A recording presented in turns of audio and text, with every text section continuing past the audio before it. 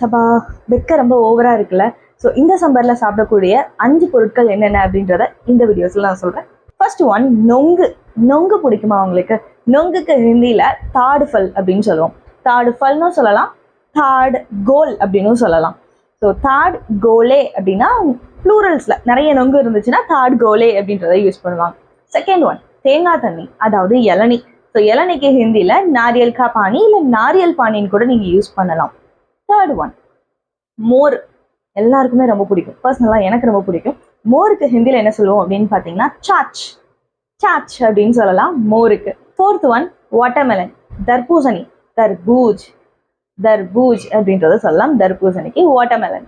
Fifth one, cucumber, கீரா. கீரா அப்படின்றத யூஸ் பண்ணலாம். ஸோ தாட் கோலே நொங்கு, நாரியல் கா பானி இளநீ, சாச், மோர், தர்பூஜ் தர்பூசணி, கீரா, குக்கும்பர். இதை தவிர சம்மர் சீசன்ல சாப்பிடக்கூடிய பொருட்கள் என்னென்ன அப்படின்றத கமெண்ட்ஸ் ட்ராப் பண்ணுங்க. அது அடுத்த வீடியோவில் நான் ஹிந்தியில சொல்றேன். For more video like this, नीचे फॉलो करो online spoken Hindi class Dwarka Hindi institute.